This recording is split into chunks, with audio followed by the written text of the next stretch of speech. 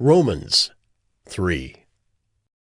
Then what advantage has the Jew, or what is the value of circumcision? Much, in every way. To begin with, the Jews were entrusted with the oracles of God. What if some were unfaithful? Does their faithlessness nullify the faithfulness of God? By no means. Let God be true, though everyone were a liar. As it is written, that you may be justified in your words, and prevail when you are judged. But if our unrighteousness serves to show the righteousness of God, what shall we say? That God is unrighteous to inflict wrath on us? I speak in a human way. By no means.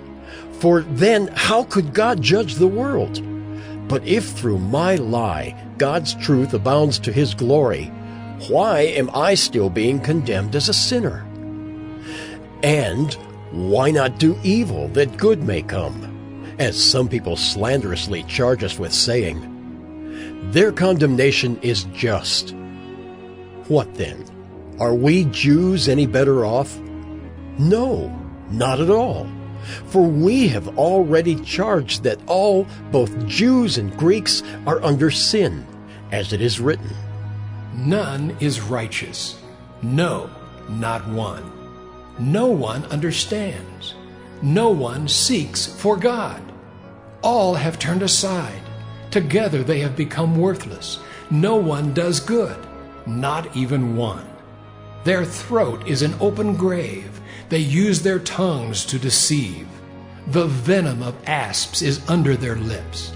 Their mouth is full of curses and bitterness. Their feet are swift to shed blood. In their paths are ruin and misery, and the way of peace they have not known. There is no fear of God before their eyes.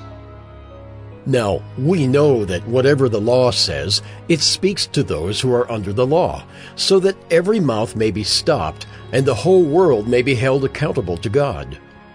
For by works of the law, no human being will be justified in his sight, since through the law comes knowledge of sin.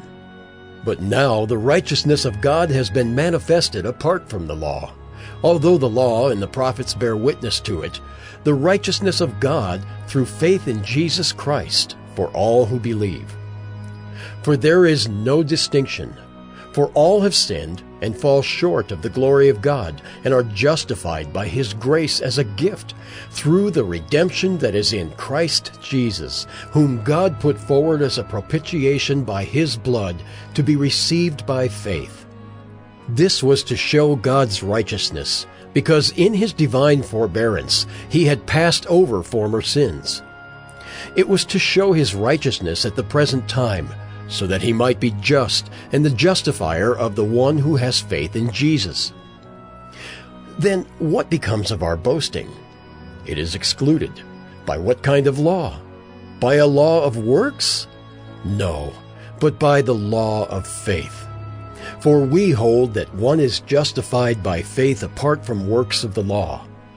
Or is God the God of Jews only? Is he not the God of Gentiles also? Yes, of Gentiles also, since God is one, who will justify the circumcised by faith and the uncircumcised through faith. Do we then overthrow the law by this faith? By no means.